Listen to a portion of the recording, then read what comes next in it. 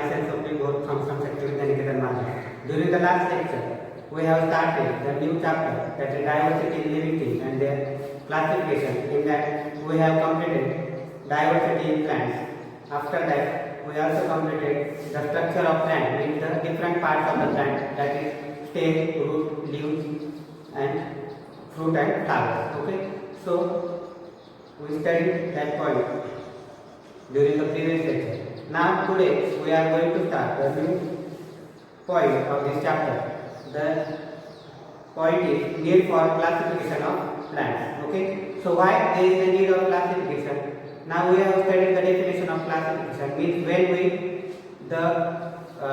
keep the plants into different categories according to their similarities and differences. So why there is a need of classification for plants?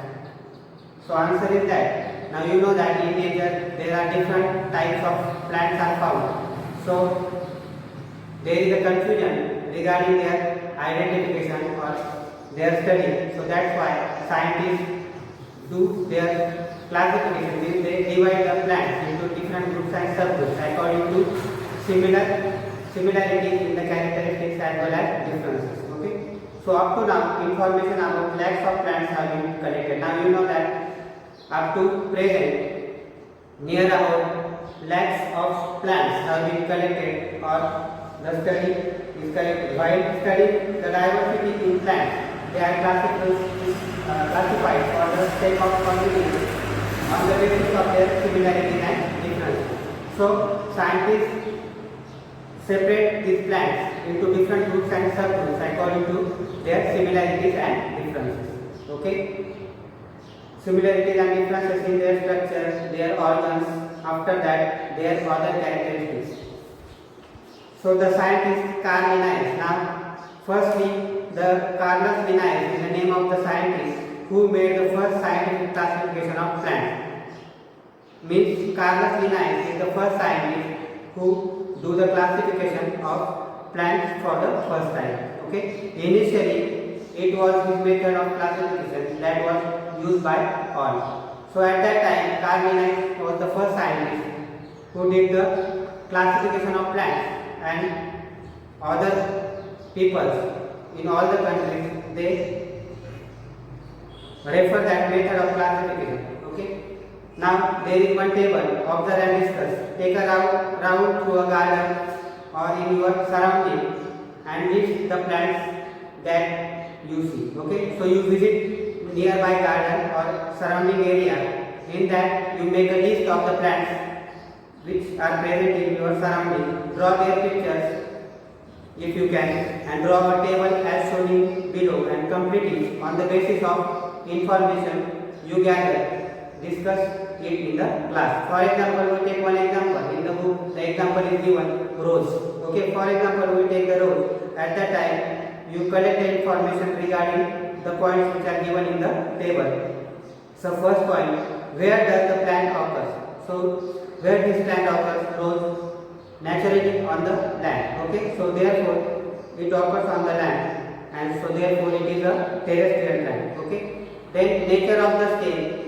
So that stem is soft. It is not very much hard. It is soft, and the color of the stem is green. Okay, then height.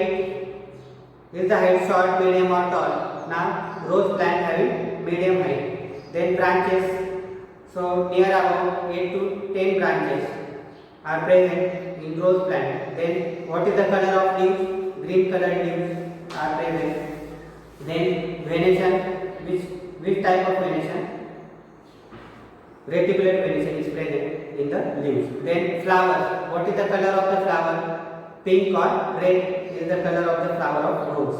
Okay. Then these flowers have fragrance. Then what is the nature of the fruits? Okay. Now rose plant does not have fruits. Therefore you make dash in that column. And what is the uses? So stem is used for the propagation or for making the new plants, because seeds are absent in the roses. Therefore by cutting the stems we are able to grow new plant. Okay. Now classification of plants. We can easily notice the differences in the shape and height of the plants in our surrounding. You know that in our surroundings some plants are very short in height, some are medium in height, and some are bigger or taller in height. Okay, so it is easy to classify the plants on the basis of their observation. So by observing the plants, we make the characteristics or we make the point, and it is easy for the classification by observations. One question is there. What are the similarities between a mango, banyan and tamarind tree? Okay, so three trees given, mango, banyan and tamarind. What is the similarity? Firstly, all are the trees, means the height is more, so that's why they are classified in the categories of trees.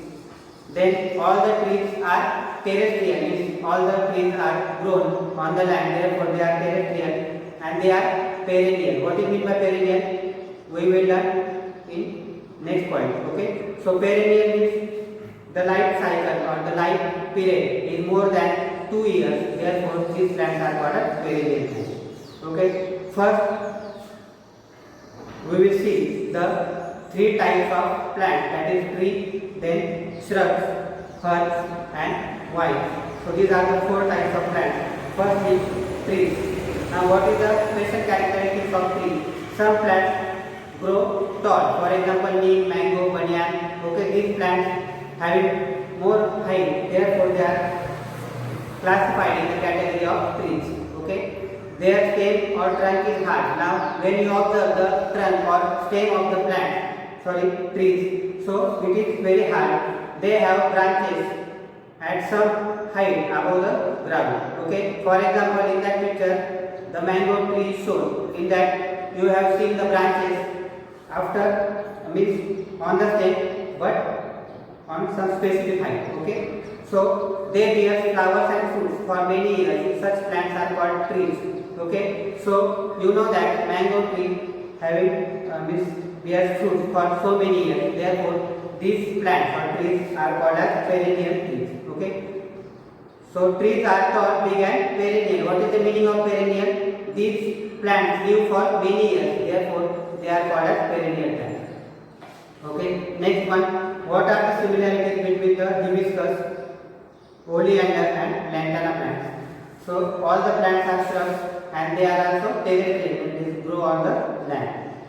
Okay, now the second category of plant, it is called as shrubs. So these shrubs are medium, means height of these trees is medium. Some plants grow close to the ground, they give out branches very close to the ground. Now when you observe the hibiscus or China rose plant, in that you have seen the branches of that plant start from the ground. For example, trees. Now when we observe the trees, in that tree the branches are started from specific height. Means this is the ground level and up to this point there is no branches. So branches are started from this point. Okay. So this is about the tree. And when you observe the shrubs, these shrubs, what will happen? For example, this is stem, but from near the ground, the branches start developing. Okay, so new branches start developing near the ground. For example, in your book also, there is a diagram. In that, the diagram of China rose. In that also, the branches emerges from the stem near the ground. Okay, so some plant grows close to the ground. They give out branches very close to the ground. They are shorter and smaller than trees. So the shrubs having height less than trees. Okay, but they have a thick and hard stem. The oleander, hibiscus, lantana, corundum and rose, they are the shrubs that may grow up to 2 to 3 meters. Okay, so height of the shrubs is near about 2 to 3 meters. Okay, so what is the specific characters of shrubs? The branches of shrubs are started near the ground and the height of the shrub is near about 2 to 3 meters. Okay, now third point, what are the similarities between the fenugreek and periwinkle plants? So these fenugreek and periwinkle plants, they are herbs. If the height is less than the shrubs, they are included in the category of herbs. Okay. So these are herb plants. These are also terrestrial plants. Means fenugreek and periwinkle, they grow on the ground or land. Therefore, they are called as terrestrial plants. Okay. Herbs grow 1 to 1.5 meters tall. When you see the herb,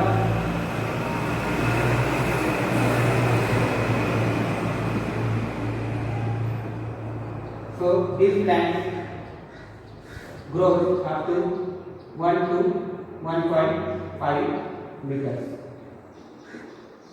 Okay, so trees are grown near about 15 to 20 meters above the ground. Okay, so it is above the tree. Shrub grows up to 2 to 3 meters and herb grows up to 1 to 1.5 meters from ground level. Herb grows 1 to 1.5 meters tall. The stems of the herb are green and quite flexible. Now, when we observe the stem, in trees the stem is hard, in shrubs also stem is hard, but when you observe the herb, the stem is soft or flexible. Means we can able to bend that stem with our hands. Okay, so it is called as flexible stem. Green and quite flexible as compared to those of trees and bushes. Okay, means trees and shrubs having hard stem, but as compared to trees and shrubs, herbs having flexible stem. Okay, herbs may live for a few months up to 2 years. Okay, means the life cycle of the herb is from few months to up to 2 years. Okay, according to size and height of the stem, plants can be classified into 3 types. So according to height, the plants are classified into three types, that is tree, shrub and herbs. Okay, in trees height is more, means up to 15 to 20 meters. In shrub the height of the plant is 2 to 3 meters, and in herb the height is 1 to 1.5 meters. Okay, so these are the 3 types of plants: trees, shrub and herbs. Okay, now one more type is remaining. It is called as vine. So it is different from trees, shrub and herb. So what is the difference? Some vines need vertical support for growing, while some others spread on the ground. Now, when you observe the vines which are given on page number 21 in your book. So, for example, this is the ground level. When the plant grows, means along the ground, so it is called as creeper. Okay, means some types of plants, the stem is very flexible, so they are not able to stand erect. So that's why these plants spread all over the ground. Okay, so it is called as creeper. And some plants, means some vines, they show. For example, this is one plant, and some vines take support of this plant for the growth. Okay, so 2 types of vines are present. One is creeper, means they are not take support, they spread all over the ground. So these are called as creepers. And some vines take a mechanical support of the trees for the growth or movement. Okay, so some vines need vertical support for growing, while some others spread on the ground. Climbers like money plant have aerial roots. Have you seen the cucumber tendrils that look like a spring? Now some plants having some structure like this. Okay, so it is called as tendrils. So some vines having such type of structure to take the support of other plant. With the help of such spring-like structure, they take support of other plant for growth. So it is called as tendrils. Okay, in some vines such type of structures are seen. Okay, so the stem of a creeper is very flexible, soft and green. It grows rapidly with the help of a support. Okay, so vines are the plants. They have very flexible stem. That's why they are not able to grow independently, but they need support of other plants to grow.